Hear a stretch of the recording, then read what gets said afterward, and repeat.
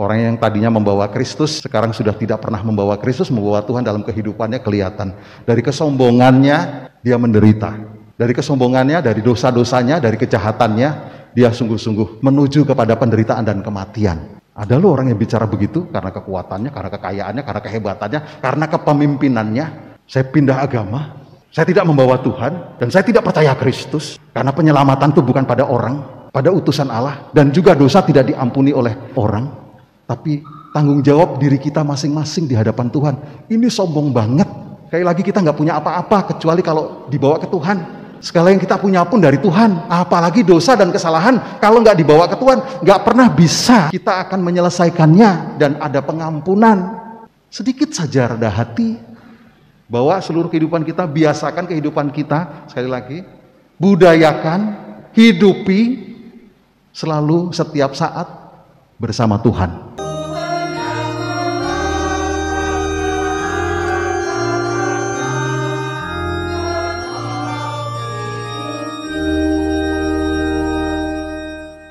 Dalam nama Bapa dan Putra dan Roh Kudus.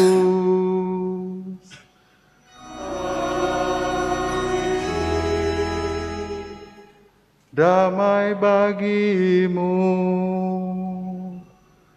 dan bersama rohmu.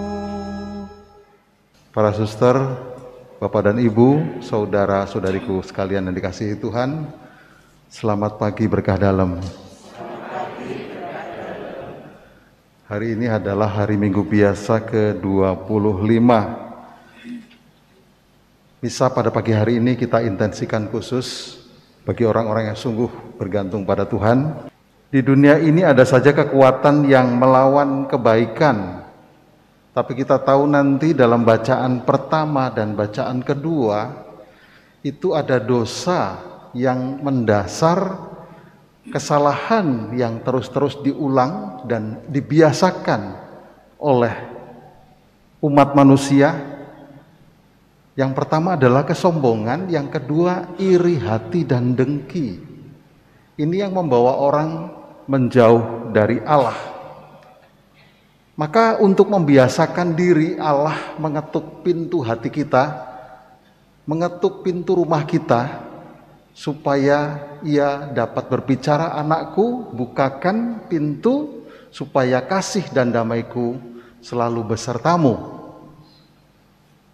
Maka dalam seluruh kehidupan kita tidak henti-hentinya kita selalu membawa Tuhan setiap saat, sehingga kesalahan dan dosa yang membawa kepada kematian kekal seperti kesombongan dan iri hati dengki ini sungguh-sungguh dapat dibereskan dan diselesaikan oleh Tuhan.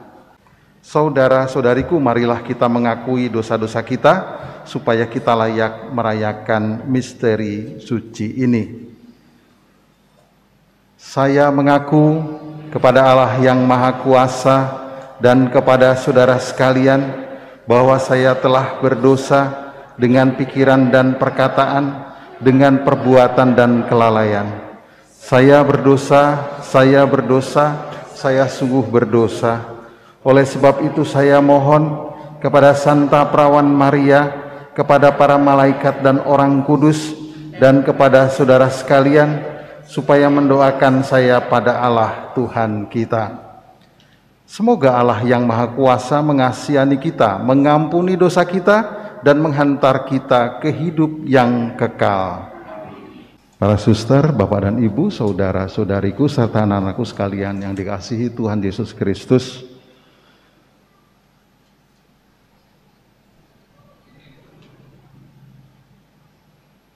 ada suatu kalimat yang sebenarnya selalu mengingatkan kita. Kejahatan dan dosa itu akan melahirkan dan pasti dan mengakibatkan dan menghasilkan penderitaan dan kematian. Kejahatan dan dosa pasti akan melahirkan dan mengakibatkan, dan hasilnya adalah penderitaan dan kematian. Maka kalau tidak pengen mati, tidak pengen menderita, jangan berbuat kejahatan ataupun dosa. Tapi sering juga jangan dibalik. Ada penderitaan dan ada kematian itu karena itu orang-orang berdosa, karena itu hukuman dari Allah. Nah, ini yang belum tentu. Dan ini kita juga nggak bisa menilai orang lain yang di luar itu semua. Jadi kita hanya bisa sebetulnya menilai diri kita sendiri. Pokoknya kita punya statement atau yang disebut juga dengan mungkin kalimat yang kita harus pegang tadi. Kalau saya berbuat jahat, saya berbuat dosa, saya akan mati dan saya akan menderita. Tetapi jangan suka menilai orang kalau ada yang menderita dan juga mati itu karena akibat dosa, akibat kejahatan, atau kita juga menghakimi bahwa itu semua hukuman dari Allah. Ini belum tentu. Maka nanti di sini Kristus akan menunjukkan dengan sekali lagi kerendahan hatinya, lalu juga dengan salibnya membuktikan. Nah, ini bagaimana? Kita lihat dari bacaan pertama, kejahatan dan dosa ini ada di pihaknya setan, ada di pihaknya iblis. Lihat isinya. Ini nomor satu adalah soal kesombongan. Bacaan pertama, yuk kita cobai Allah, yuk kita cobai anak-anak Allah, yuk kita cobai yang disebut juga dengan orang yang dekat dengan Allah, yuk kita ngetes, yuk kita cari bukti, yuk kita cari untung di situ. Ini suatu kesombongan biasa. Sombong adalah dosa yang sangat memalukan. Memalukan. Kita tuh sombong mungkin dengan kekayaan. Kita bisa ngatur orang, kita bisa jajah orang, kita bisa segala-galanya. Atau kita sombong dengan kebenaran atau kedekatan dengan Tuhan, sok suci. Sebagai pimpinan agama, saya itu lebih suci. Tidak, kesempatannya iya. Tetapi untuk suci dan tidak, itu tidak ditentukan oleh status kedudukan siapapun. Orang yang suka berdoa, orang yang suka datang ke gereja, ataupun juga sekali lagi sama dengan pimpinan-pimpinan agama dimanapun, punya kesempatannya banyak, tapi belum tentu suci. Nah, di sini takut-takut dengan kesombongan itu tadi, ngerasa saya statusnya tinggi, saya paling suci, saya paling benar. Nanti selalu menghakimi, pokoknya semuanya harus nurut saya.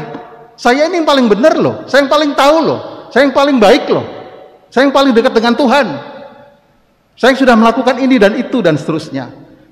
Apalagi dengan kekayaan, apalagi maaf dengan kepintaran. Sudah statusnya, kedudukannya dengan tingkat tinggi. Saya ini sekolah tinggi loh, kamu nggak sekolah. Ya, semuanya diatur dan itu kesombongan. Tapi maaf, kesombongan seperti ini memalukan. Malu sebenarnya. Di atas langit ada langit. Dan di atas yang disebut juga dengan segala-galanya kita pasti ada yang lebih lagi. Dan kita kembalikan lagi juga kepada Tuhan. Kita semua dapat itu sebetulnya dari Tuhan, bukan dari diri sendiri. Nah, ini biasanya menguasai dari diri dalam, yaitu betul-betul menguasai banyak hal. Kalau orang sombong itu kelihatannya di sana. Lalu yang dibacaan kedua, isinya sebenarnya iri, hawa nafsu yang mulai. Nanti di situ isinya juga munafik. Kelihatannya dia tidak bisa apa-apa dan sebagainya. Banyak orang yang mengatakan lebih baik GR daripada minder. Kalau ini bukan juga, yang namanya iri hati selalu jelek dan isinya sebetulnya ke orang lain. Diri merasa tidak ini dan juga tidak merasa diyakini diberkati oleh Allah. Kalau seandainya iri apaan? Kita nggak perlu iri kepada orang lain. Tuhan tuh sudah membentuk kita masing-masing secara unik. Kalau kita nggak memiliki kekayaan, mungkin kita memiliki kekayaan yang lain.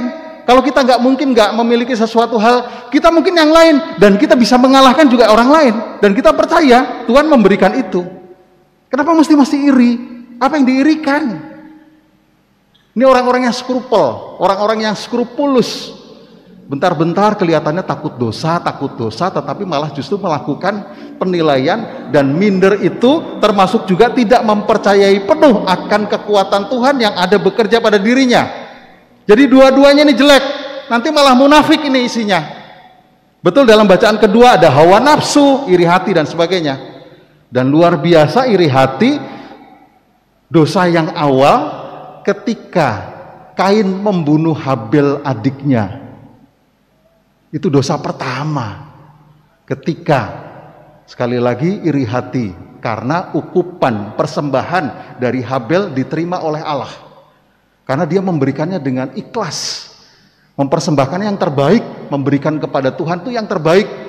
Maka ukupannya naik ke atas dan diterima oleh Allah, sedangkan Kain yang sisa-sisa, yang terbuang-terbuang, yang sudah tidak terpakai, yang busuk-busuk, diserahkan kepada orang lain atau juga kepada Tuhan, sehingga ukupannya tidak naik ke atas, dan dia merasa iri. Iri itu bukan baik. Membunuh adiknya, ini dosa pertama. Maka saudara-saudara yang terkasih, ini dari setan, dari kejahatan dan dosa itu yang ada pada bacaan pertama. Kesombongan tuh hati-hati sekali. Itu betul-betul menjauhkan dari Tuhan, karena merasa dirinya bisa menguasai, dan sudah tidak akan masuk ke dalam hati kita, tidak akan pernah masuk ke dalam rumah kita, karena kita merasa segala-galanya sudah, segala-galanya saya punya, segala-galanya saya berkuasa, segala-galanya saya bisa menentukan. Bukan Tuhan kok, segala-galanya bisa rasional, otak kita kok, padahal segala-galanya dari Tuhan. Lalu yang kedua, kembali kepada kemanusiaan. Bacaan kedua itu yang hawa nafsu, iri hati, egois, munafik.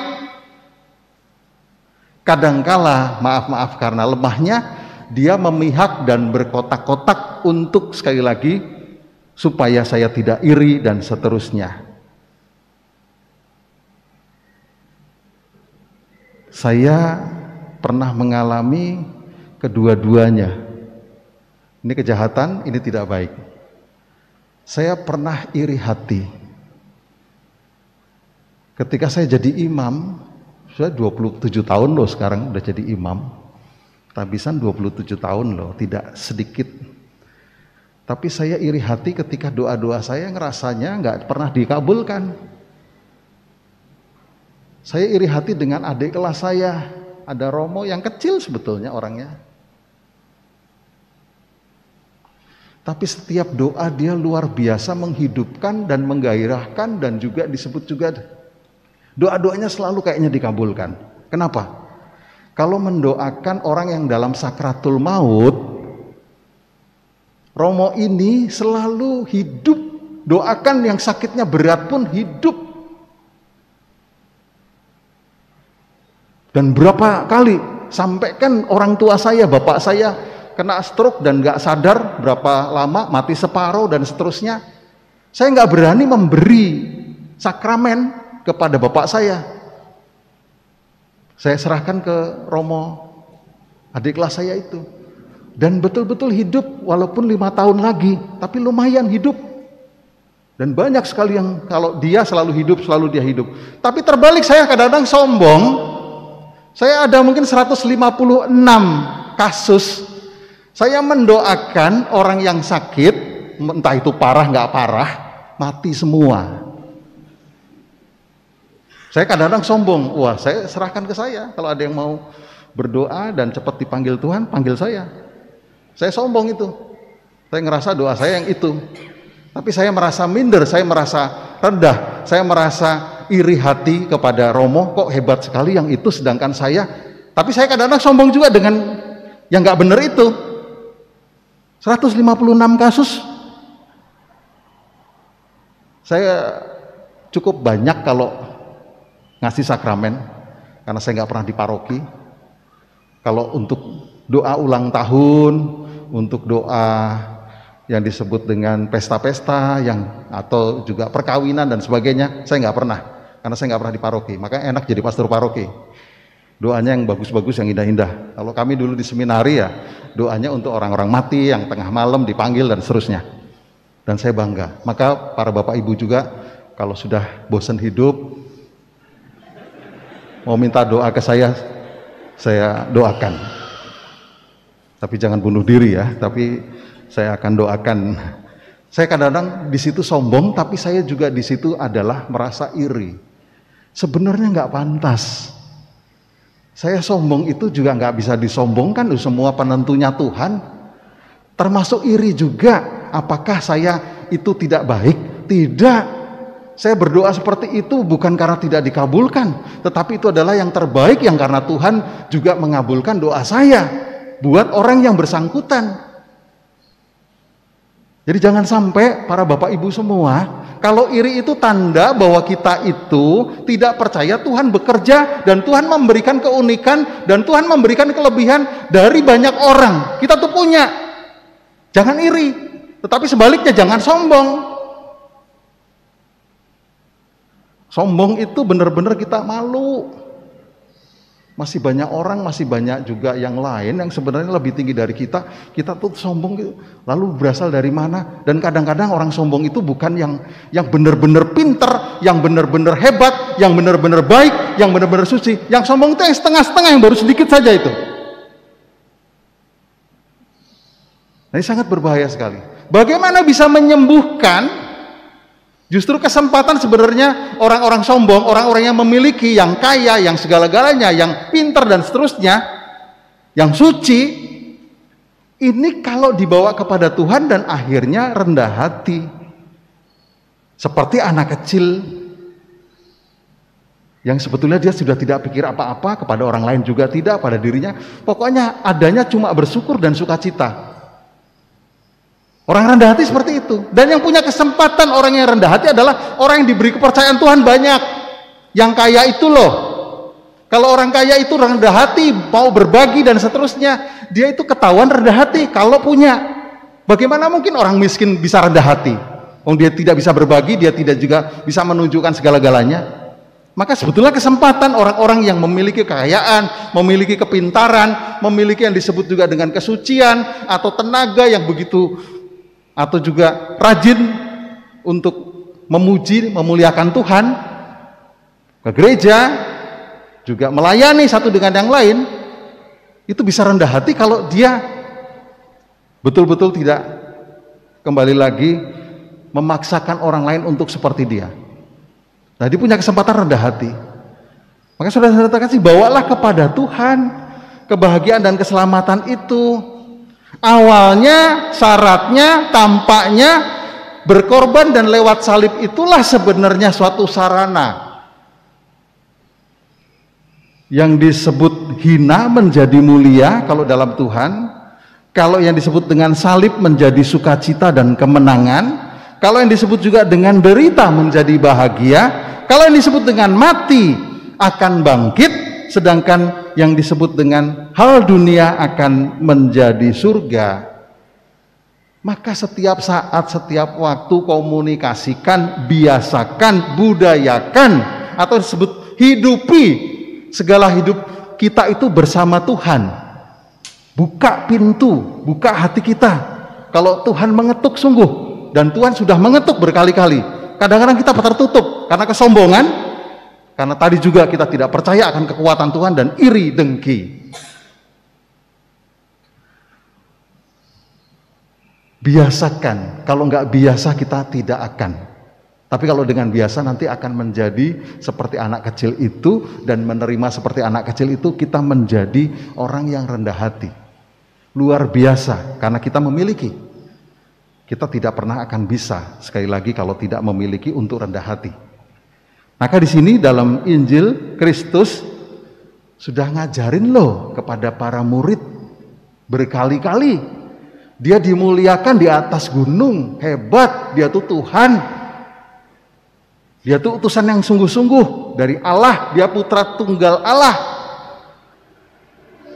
Terus ngajarkan, jangan diberitahu dulu. Jangan beri kesombongan dulu, kehebatan dulu. Dia kasih tahu dulu jeleknya. Nanti disalib, nanti mati, tapi nanti 3 hari akan bangkit. Dan dia sudah katakan, ajarkan, beritahu. Bahkan kepada kita pun sudah diberi kunci. Tunjukkan dan mulai buka kepada Tuhan.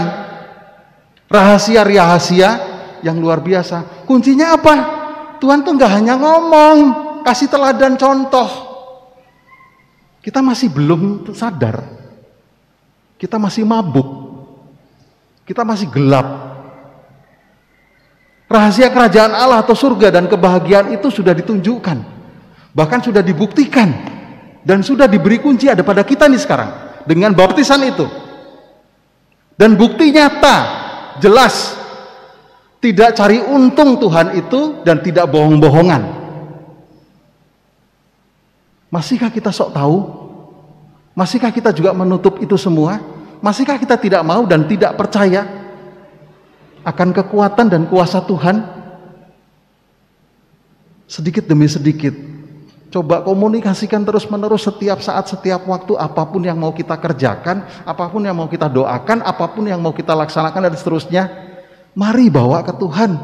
Sedikit-sedikit beri bobot rohani dalam hidup ini. Sedikit-sedikit beri yang disebut dengan doa. Sedikit-sedikit mungkin entah dalam hati, entah dalam pokoknya bawa terus dalam hidup kita apapun. Nanti ada penderitaan, nanti ada kesusahan, nanti ada yang disebut juga dengan mungkin syukur dan sebagainya akan terungkap kepada Tuhan. Kalau kita tidak pernah, apalagi begitu sombong sekali, saya selamat tidak harus dengan pengampunan dosa atau dari orang dan sebagainya. Saya menghadap Tuhan nanti secara pribadi. Saya mempertanggungjawabkan segala-galanya, baik itu pahala atau juga mungkin dosa dan kesalahan, itu secara pribadi. Tidak ada orang yang bisa menghapuskan. Justru di sini orang yang paling sombong. Kita akan terbukti, lihat. Orang yang tadinya membawa Kristus, sekarang sudah tidak pernah membawa Kristus, membawa Tuhan dalam kehidupannya kelihatan. Dari kesombongannya, dia menderita. Dari kesombongannya, dari dosa-dosanya, dari kejahatannya, dia sungguh-sungguh menuju kepada penderitaan dan kematian. Ada loh orang yang bicara begitu karena kekuatannya, karena kekayaannya, karena kehebatannya, karena kepemimpinannya. Saya pindah agama, saya tidak membawa Tuhan, dan saya tidak percaya Kristus. Karena penyelamatan itu bukan pada orang, pada utusan Allah, dan juga dosa tidak diampuni oleh orang, tapi tanggung jawab diri kita masing-masing di hadapan Tuhan. Ini sombong banget. Sekali lagi, kita nggak punya apa-apa kecuali kalau dibawa ke Tuhan. Segala yang kita punya pun dari Tuhan. Apalagi dosa dan kesalahan, kalau nggak dibawa ke Tuhan, nggak pernah bisa kita akan menyelesaikannya dan ada pengampunan. Sedikit saja rendah hati, bawa seluruh kehidupan kita, biasakan kehidupan kita, sekali lagi, budayakan, hidupi selalu setiap saat bersama Tuhan. Amin. Marilah kita siapkan hati dan diri kita untuk mohon berkat dari Tuhan.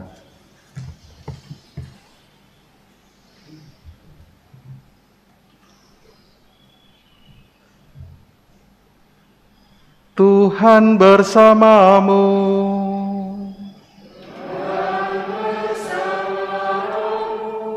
Semoga nama Tuhan dimuliakan dari sekarang ini sampai selama-lamanya. Pertolongan kita dalam nama Tuhan yang menjadikan langit dan bumi. Semoga Allah yang Maha Kuasa memberkati saudara sekalian, Bapa dan Putera dan Roh Kudus.